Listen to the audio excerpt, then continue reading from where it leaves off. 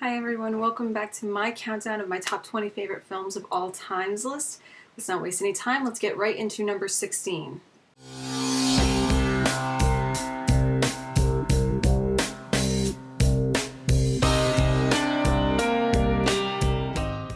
Number 16. Sita Sings the Blues.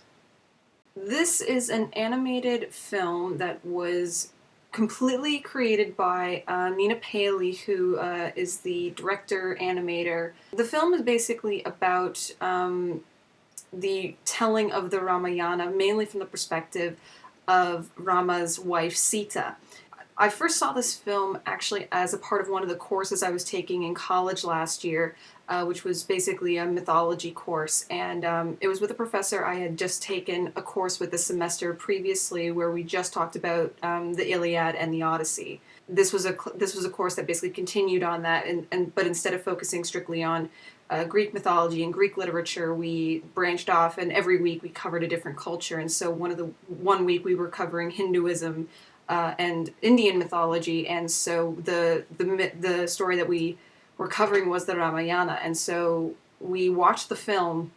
I was completely blown away with the telling of this story. I was so glad that I got a chance to see this movie because I honestly didn't think I would have had the opportunity, or I really probably wouldn't have even known about it had it not been for that class or that professor. The animation, it switches back and forth in terms of tone and style multiple times throughout the story, because it compares the story of the Ramayana and Sita to the director Nina Paley, and the story of basically her divorce and discovering the Ramayana. And basically how the two mimic each other and mirror each other.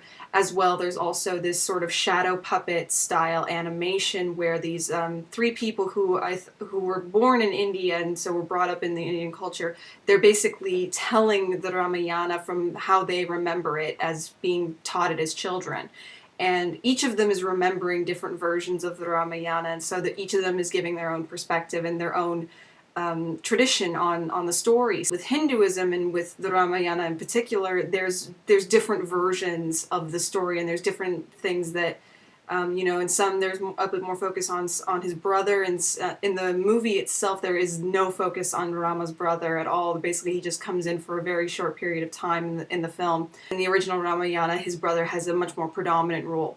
But in this one, the one thing I like about this movie, probably more so than just the fact that it's an interesting way of telling a myth, and it's really not just for children. It's a good introduction to Hinduism in general. But the one thing I really like about this is that it uses the music of Annette Hanshaw, who's a singer I liked already before I had even seen the movie. And then when the first musical number comes up, and all of a sudden I'm listening to Annette Hanshaw, I'm like, what is this? And the animation style changes as well. I was blown away that the music could be used so well, because you basically have this huge culture clash between very Western sounding music, which it's jazz music that sounds like from Chicago, New York in the time of the 1920s, 1930s, and then you have an Eastern religion mythology that's also being compared to a woman's divorce. I mean, it's such a weird clash of cultures, and yet it just works amazingly. One of the main things that we talked about when we were studying was the whole idea of dharma, and that the story itself is meant to focus on Rama and his duty to his people as a king.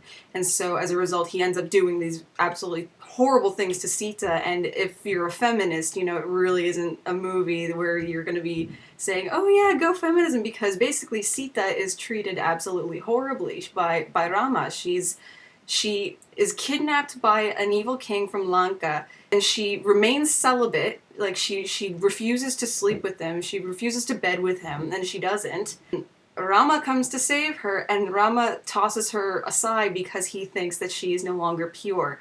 And so she has to prove herself in a trial by fire, and then Rama takes her back, but then he still doesn't believe her because his people don't believe her. And so, as to fulfill his duty to his people, he throws Sita out of the kingdom again. But she bears his twins that she was pregnant at the time, and all this kind of stuff. And it's just like, this woman is so dedicated to the man that she loves, and she has such unconditional love for him. In a way, it's admirable, but at the same time, my inner feminist is kind of coming out and saying, "Oh no, why would you do that? If a guy ever treated me that terribly and ever had such lack of faith in me, I would leave him instantly. I would just be like, you douchebag. How can you think I would do that when I've told you over and over again and went through trial by fire?" It's but that's not the point of it. The main thing I really like about this movie is the way it's told, is the way it goes about telling the story, and the fact that I do think it's a really good introduction for anyone who doesn't really know very much about Hinduism. The idea is too that like this is sort of meant to be like a comfort story, because the woman who directed and animated it, she found the Ramayana during the time that she was going through her breakup. Like this was a piece of literature that she found, and it greatly inspired her and to move on with her life and to make this film, which took her 4 years to make. This was a long and arduous process for this woman. And also, one of the best things about this movie is that it's available for free. It has a Creative Commons license, which means that you can go on the website and download there's so many different versions of this movie you can buy. You can buy a low-res version if you don't want to download a huge gigantic file, or you can download the extremely high-res version. You can download basically a DVD copy which has commentaries, bonus features, a short film she animated, and it's all available for free from her. Like this, she has legitimately put this out for people to take for free.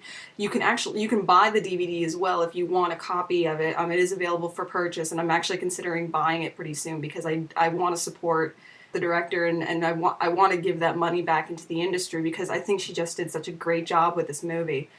It's a movie that's kind of hard to recommend because there has been a bit of controversy with it in terms of people who are Hindu, and they think that this is sort of like blasphemous, that it's being told in such a Westerner way, and they're misinterpreting different things. But the thing is, the story has so many different versions that she's basically taking it out of the mouths of the people who grew up with this stuff, and she's using that as a means to tell the story. Also, there's a really good piece of animation in general in the middle of it. Like, there's an intermission in the middle of the movie, and when you come back from the intermission, there's a very small section with her reacting to her husband telling her, that they're getting a divorce. And then there's this great animation piece where the woman who plays Sita who sings the vocals. There's some new music, the music that was made for the film, as well as just some really awesome rotoscoping that was done, and some awesome some animation that is just absolutely gorgeous to look at. I really liked that little piece that was right there. It's only about maybe 2.5, 3 minutes long. The scene itself, I think, is supposed to represent the inner struggle between Sita with her duty to be a wife and to be a mother, versus, the fact that she loves this man, but he's turned her away. It's sort of this weird inner struggle scene, and it's very powerful, I think. And if you're a person like me who really likes jazz music, who likes Annette Hanshaw, I would also recommend watching it, because the way that it's animated to the music, I don't know how the music manages to fit a culture that is so vastly different than the one it came from, but the music suits the animation very well. I have to recommend it to people just because I think it's a movie that doesn't get enough. It hasn't been promoted enough. I don't think enough people know about it, and I think it's a movie that had a lot of time and love and sincerity put into it that I think people should acknowledge, and people should see that, and should see it for the basically piece of artwork that I think it really is. So that's my number 16. Come back tomorrow for my number 15, and keep watching to find out what my number 1 favorite film of all time is. Thank you guys so much for watching, and I'll see you tomorrow.